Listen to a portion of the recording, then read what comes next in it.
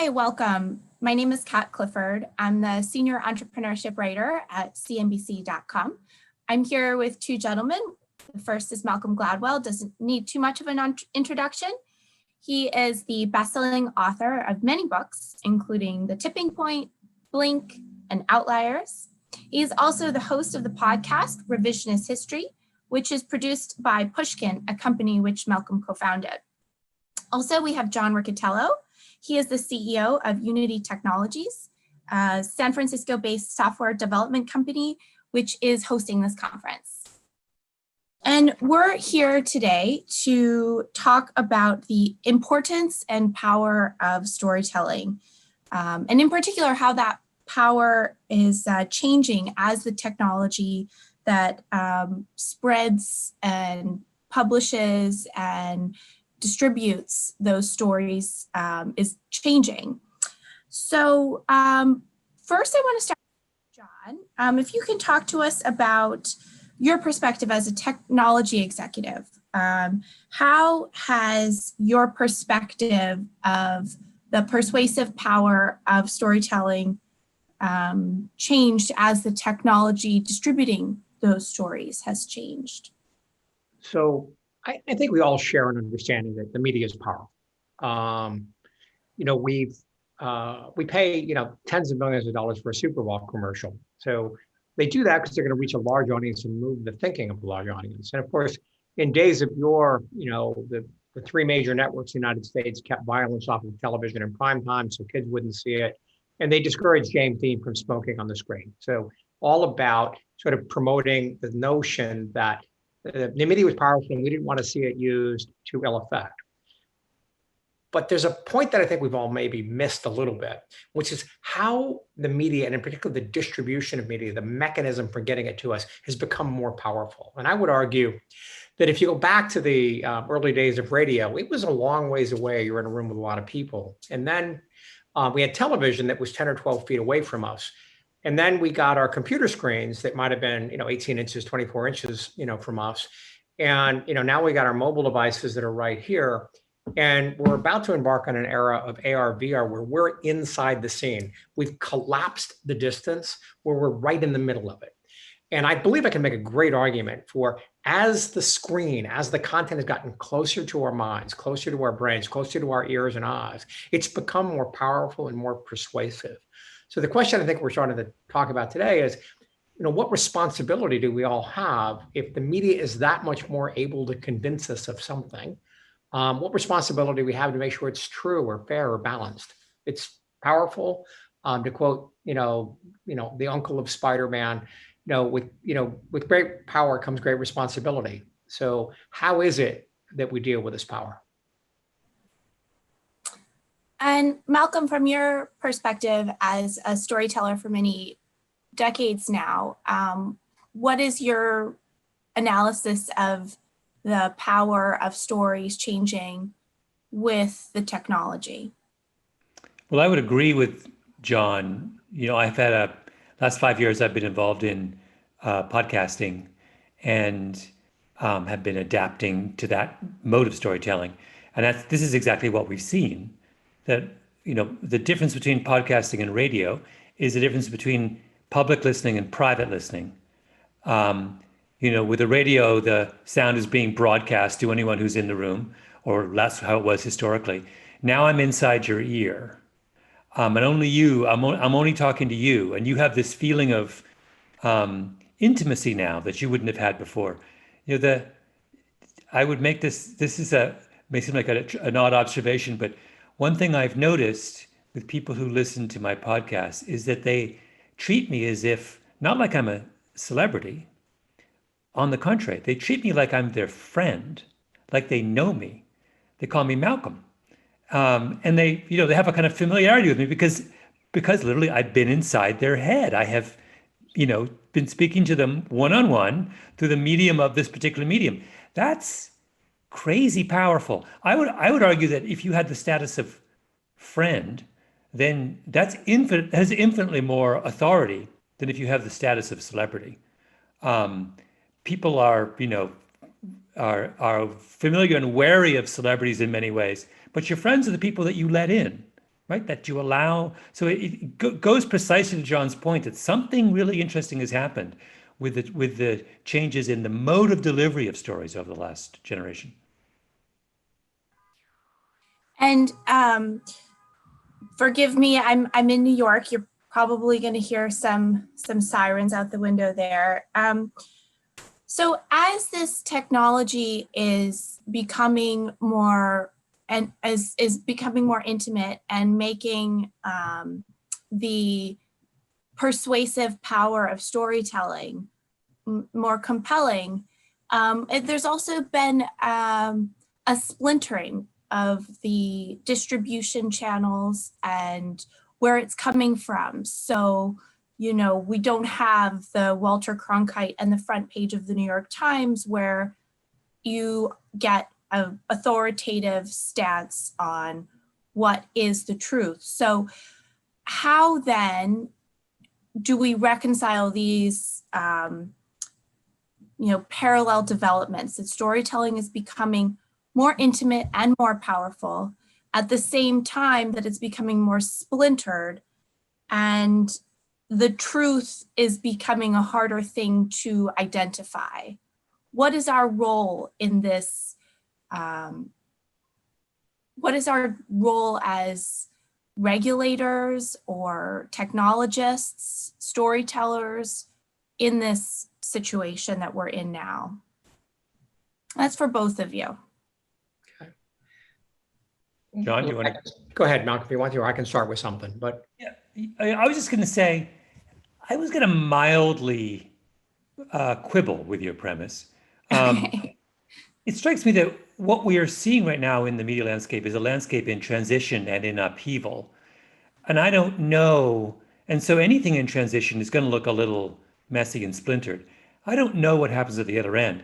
I see, yes, there is no Walter Cronkite today, there was, and there is no front page of the New York Times. On the other hand, my neighbor's 12-year-old, when he was playing Fortnite 6 months ago, I feel like every 12-year-old in the country was playing Fortnite.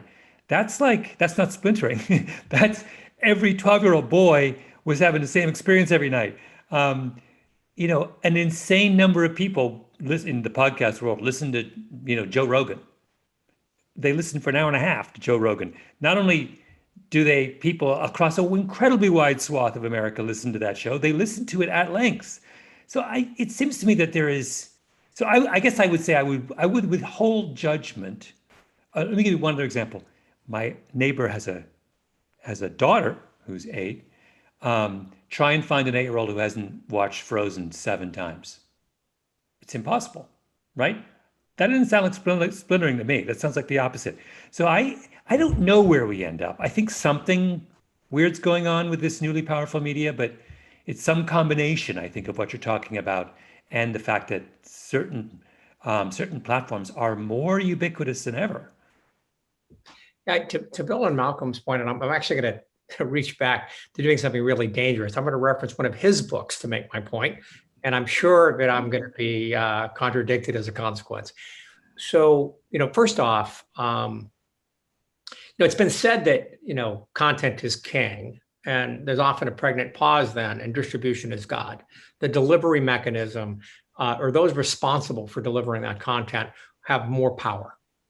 And I would argue that the point that Kat asked about with splintering could be thought of, rather than breaking the market in the way they did, you could break it around demographics. And so I would argue that the folks at Epic did a great job of getting every 12-year-old in the country and around the world to play Fortnite, but you probably never saw an ad for it.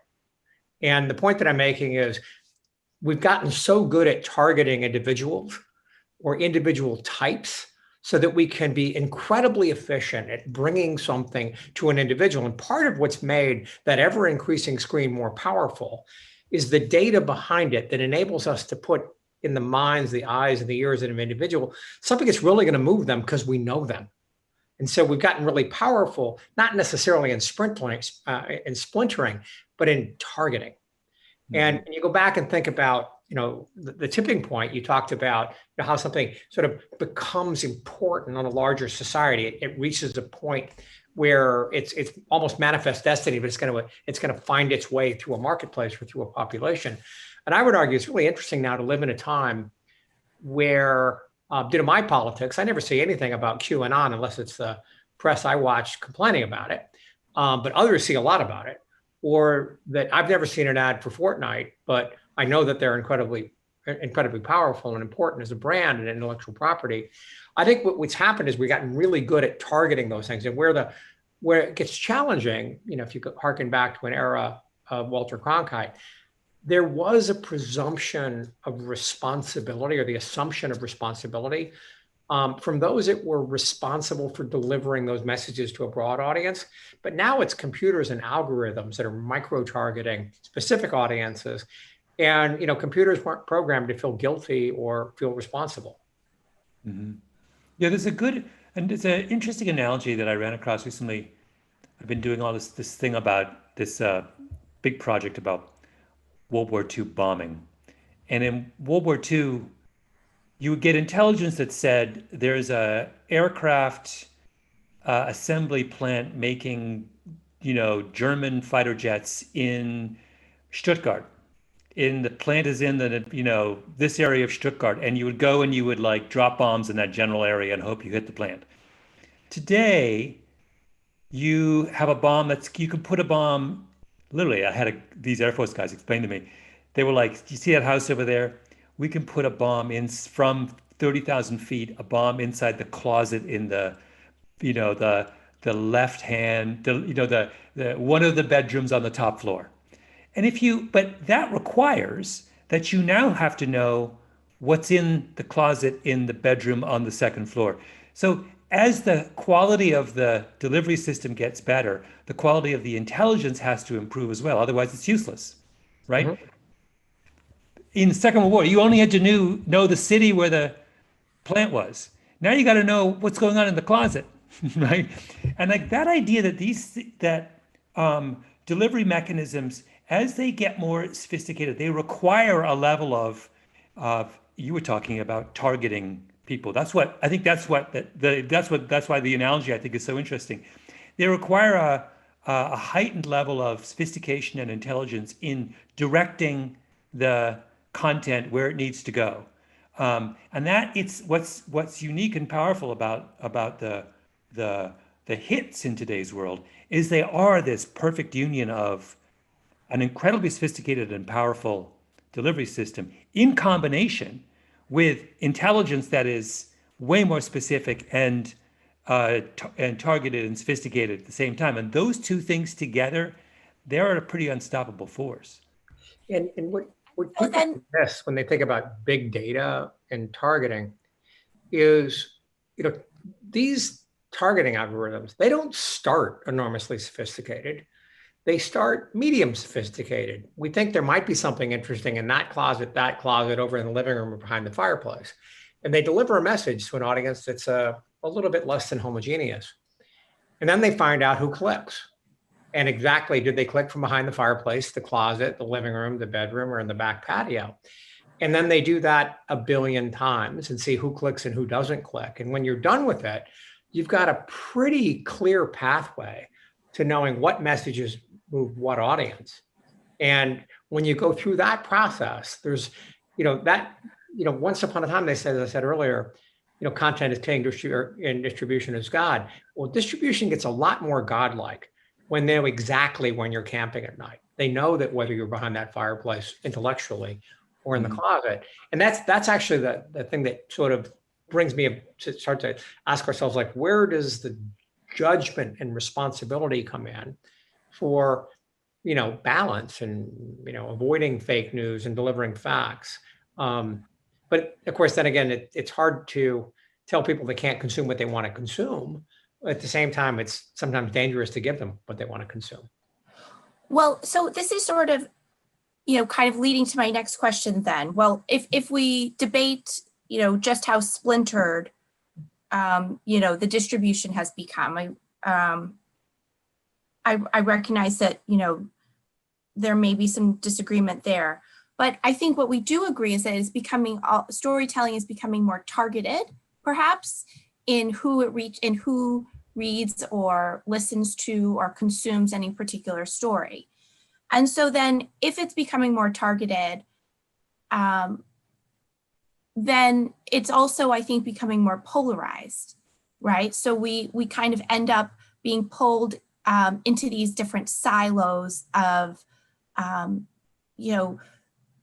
sort of truths. And especially in this time, the month before our presidential election, I think that's becoming incredibly impactful because we have different people in different parts of the country with different belief systems according to the algorithms that are dictating what we see. And it's making it very hard for a unified conversation. I don't know how political we want to get here, but just the idea that we are sort of becoming more siloed in our distribution and consumption habits. Mm-hmm. To follow up on that question and something that John said, if we grant that one of the reasons things look chaotic right now is that we are in the middle of this transition. 10 years ago, the media landscape was really the media landscape of the 50s, the 40s. And I mean, all of this stuff has really kind of accelerated and happened really, really recently. And 10 years is way too short of a time for us to know where we're going to end up. And one question I would have actually for John, and something we ask ourselves at my tiny little podcast company, which is a speck compared to Unity, is there over time, does it become, is there a pressure, a positive pressure on the part of brands to behave more responsibly? In other words, does everyone slowly begin to realize that the best way to build a lasting business is simply to discipline yourself and to respect norms and to sort of behave better in a storytelling function? Or does that not exist? Or are the incentives in the other end? Are the incentives towards being irresponsible? The optimist in me says that over time, people who want to build lasting businesses are going to understand that the real value lies in being responsible and disciplining yourself. And that there, Malcolm, and I think amateur's version of history could be that we invented the knife before we invented the sheath. We invented the gun before we invented the safety lock for the gun. A bomb was dropped on Hiroshima before we had any sort of global agreement around how we're going to manage nuclear bombs in a more intelligent way and in a safe way. In other words, the power to do something bad usually happens before maturity catches up and we do something intelligent about it. And at least my history in business has suggested that you're 100% right. It sometimes takes a while for everybody to figure out how to do the right thing. And we might be at the zenith where we're not doing the right thing in some material way exactly at this moment. But you're right. I mean, the media landscape has changed more in the last decade than it probably has changed since the Gutenberg and the printing press. So we've seen this, hundreds of years of history transpire in terms of change in a handful of years. And we're probably not at the point yet where responsibility and maturity prevails. And I too have faith that we will get there. As much as Kat's point's correct, that we're in this place where we've splintered audiences, everyone believes different things, whether it's global warming or who should be president, the rest of it. I too have faith that we're also recognizing the problem and asking the question. And we're doing it right here. And I hear this question being asked in my social circles, literally everywhere. So, as they've said, wise people before me, the first part of solving a problem is recognizing that there is one.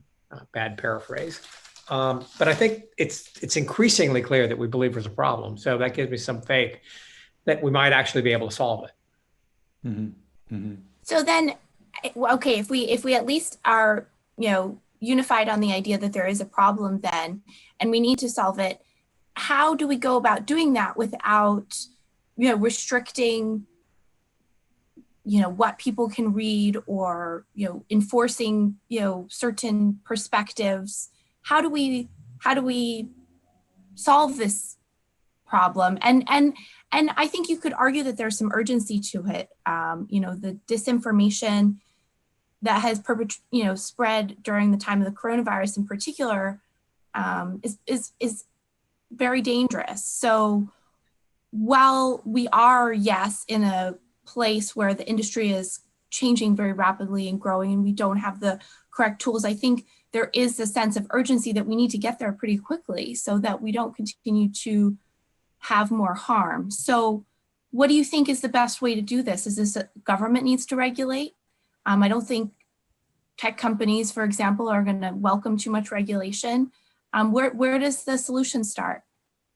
Well, to build on one of John's points, that the harmful thing comes first, and then you figure out your answers to it afterwards, which I like a lot. I think that's very sort of a wise observation. If we want to, you brought up COVID.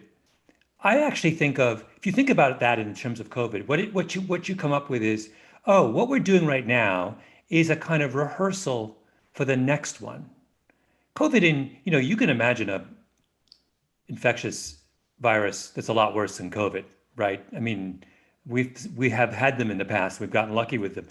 When the next one comes along, because it's only a matter of when, I think our approaches will be a lot more sophisticated and a lot more coordinated and a lot more expeditious, because we've gone through this 7 months, and it's going to end up being probably a year and a half or almost 2 years of kind of quibbling and quarreling and trying to sort out our responses and separating wheat from chaff and all that kind of stuff. So I think some of this is trial and error. I would say similarly that, I'm aware of all of the criticisms of a company like Facebook. But I will also say in Facebook's defense that they're engaged, they're in the middle of trial and error learning. They don't know how to, they created this massive international company with a pipeline into millions and millions of people's homes. And now they have to deal with some of the downsides of that. They're learning, and they're going to be better at it 3 or 4 years from now. So the optimist in me says these are learning curves, and we just have to recognize when we're on them. I would support Malcolm's point there and just add a couple of, from a businessman's perspective, maybe some practical considerations. So he started by saying that, well, the brands, how will they react? What he was getting at there was, if the content isn't something that I want my brand to be adjacent to, I'm not going to put my brand there. And so, responsible people, not just in these media distribution companies, but more broadly, won't support it. And if they don't support it, it will change. And with that as a notional backdrop, I have nothing but optimism in the long term. When I think about the trade-off between enlightened responsibility and regulation, I get a little bit more depressed.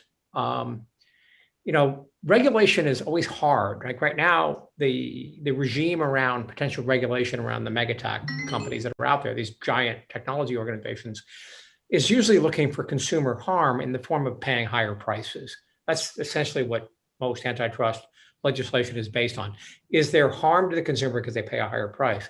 There is no sort of philosophy in government or the law around, is there harm because they think the wrong thing? And even if there were, how would they know? Or how would they measure it? And who would actually make that judgment?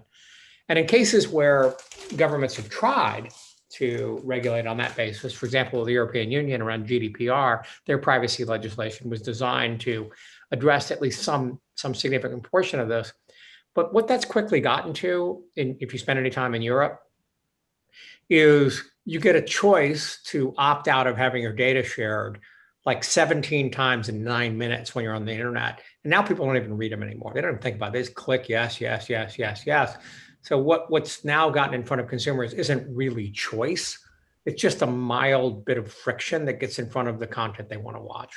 So well-intentioned, it did have some positive benefit, but increasingly it's just friction.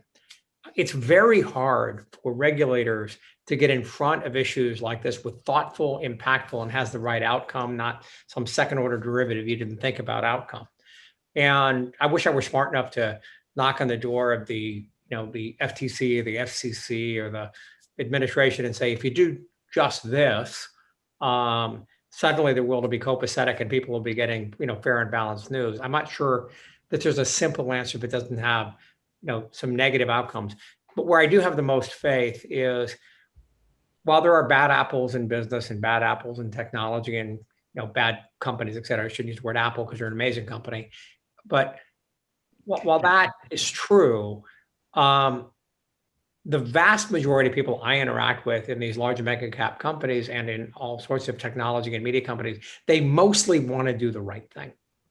And so it sometimes takes a while. It's like, the risk comes before the solution. The negative reality comes before you solve a problem to deal with that negative reality. I do think that we are at what may be at some point be viewed as the zenith of confusion on this issue right now, at this exact moment, following all the things around political elections and fake news and divisiveness in our population. My sense is I can't wait to be 20 years from now on this issue. Unfortunately, we have to muddle our way through for a while. Mm-hmm. It's funny you mentioned 20 years. There's an adage among economists who look at technology adoption, which is called the 20-year rule, which is a very, very loose rule of thumb. It says that new ideas roughly take about 2 decades to go from inception to maturity, to full adoption. The ATM is invented in the late 60s. It is not fully adopted until the 90s, which is crazy, right? The easiest, and I can give you a million examples. The telephone takes, God knows, 40 years to get any kind of traction with the American consumer.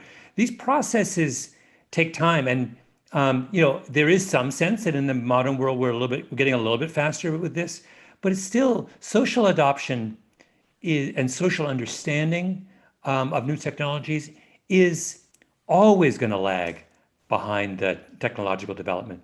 And since this whole thing is about storytelling, there's a really good example of this in storytelling, which is that, when the VCR first comes along, Hollywood fights it tooth and nail.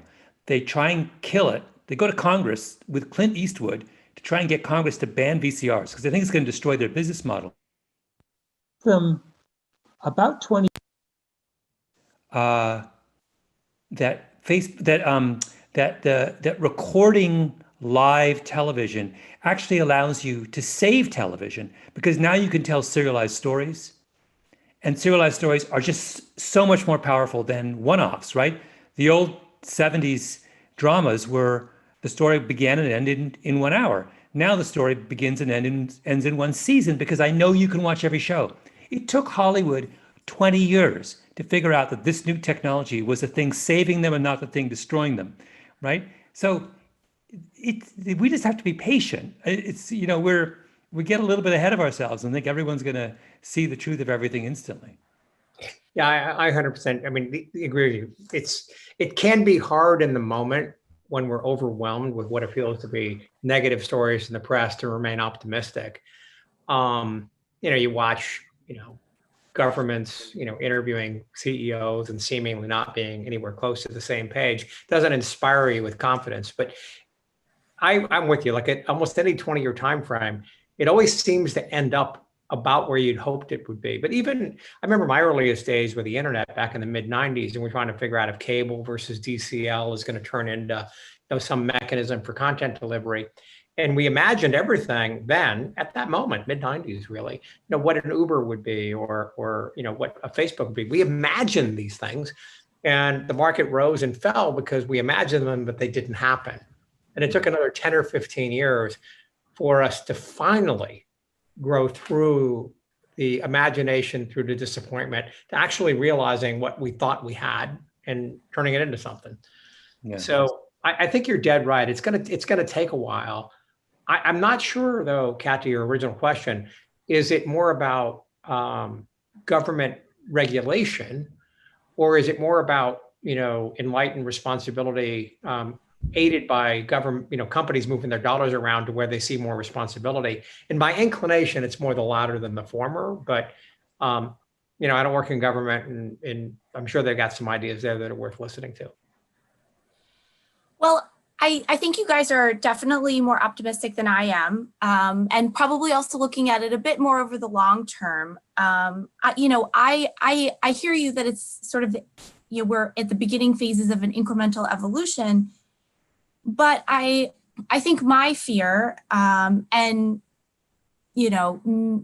maybe this is something because of the world that I live in as a journalist, but I think my fear is that the consequences as we make this transition are going to be more dire than some of the other consequences as we've made previous technological transitions in storytelling. And that is because it's happening faster and because of the way in which, and I am not the first person to come up with this has been really popularized by the Netflix show recently, The Social Dilemma, but it's also been written about previously, is that these algorithms that are driving the content distribution now, and that we're talking about now, are different because they are not drawing on our best inclinations to be honorable, responsible people. They are tapping into our weaknesses as humans who can't really fight the algorithm and the tens of thousands of engineers who are, coding these algorithms.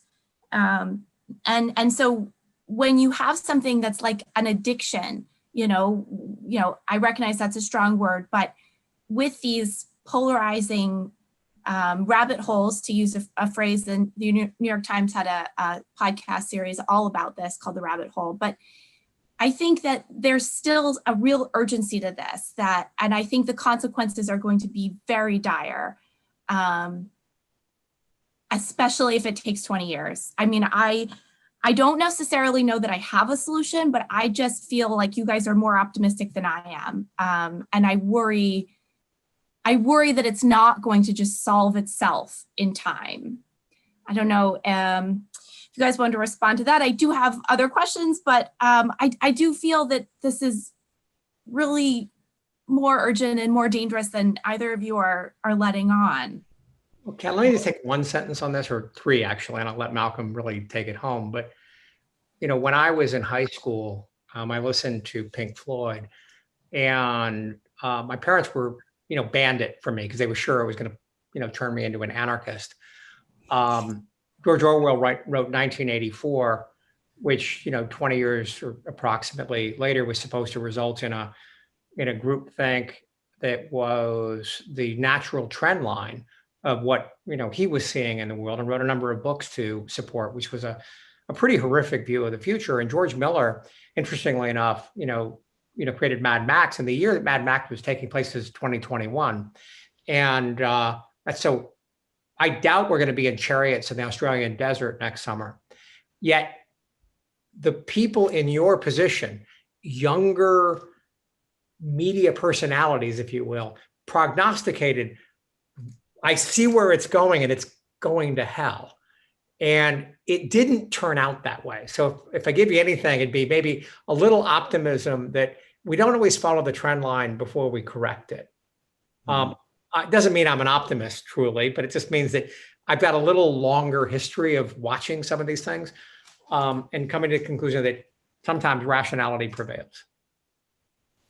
I would just say, and I'm going to pull the old age card here as the oldest person on this Zoom.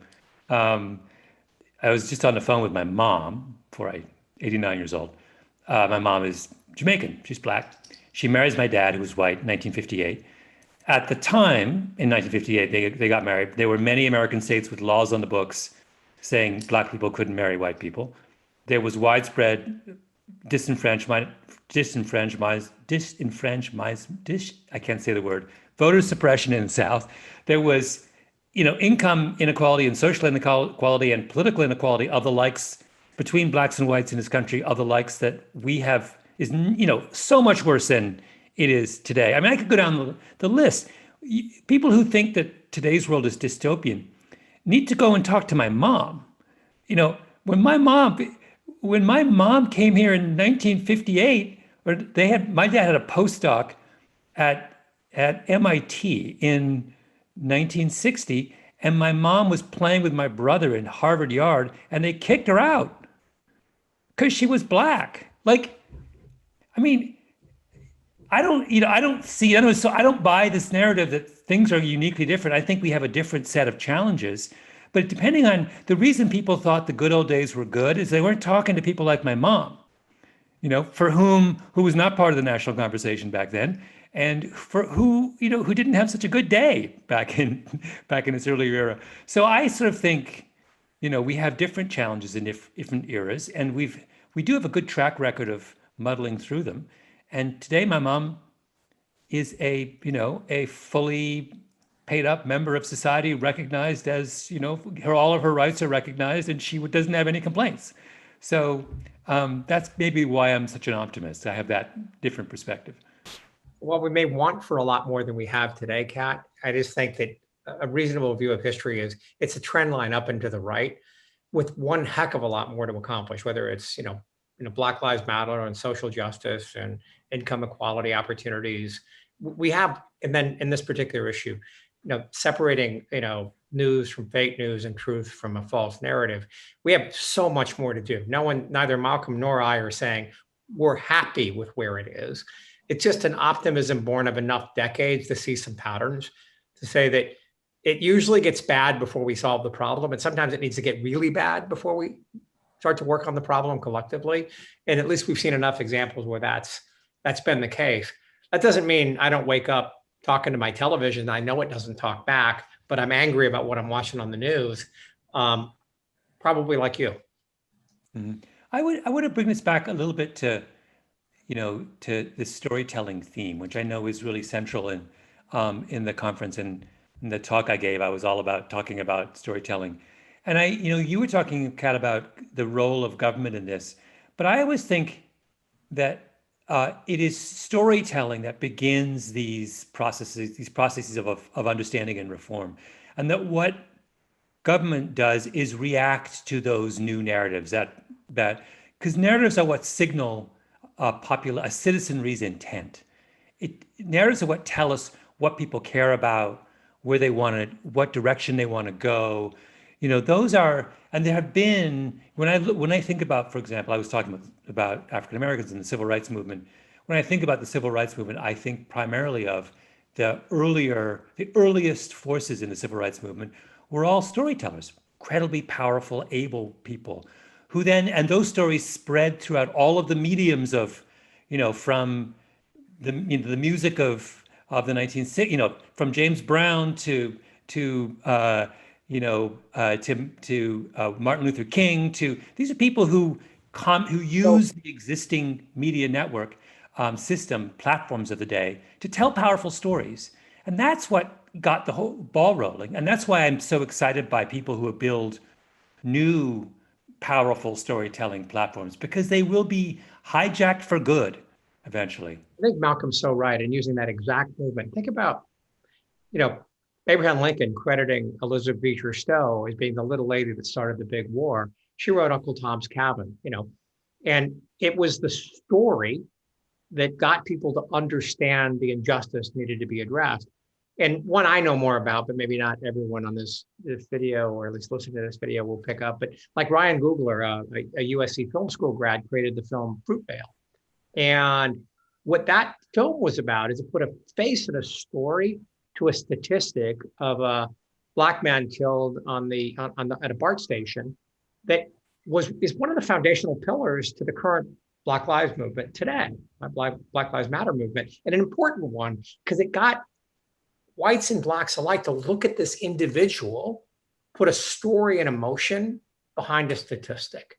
And that's why I too believe, as Malcolm does it, the storytellers, they may not be the actual content creators, and they may not be the God at the end of distribution, but when they put that story together, they can move the world to think differently about a problem.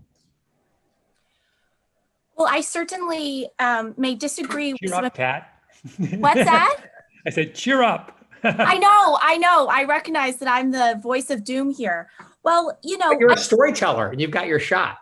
I believe me, that is the one thing I think we all fundamentally believe in. And I absolutely, believe in the power of storytelling. However, and again, I think I'm going to continue my theme here as the voice of doom through this conversation, but I worry a bit about how when there are so many stories and there are so many storytellers, how do you, and I think this question would primarily be for Malcolm, but also John, feel free, because we are getting towards the end here. I'm keeping an eye on the clock. How do we get people to move, to act, to change their opinion, to change their way of thinking with storytelling? I find that one of the consequences of the polarization that we've discussed previously is that it's very hard to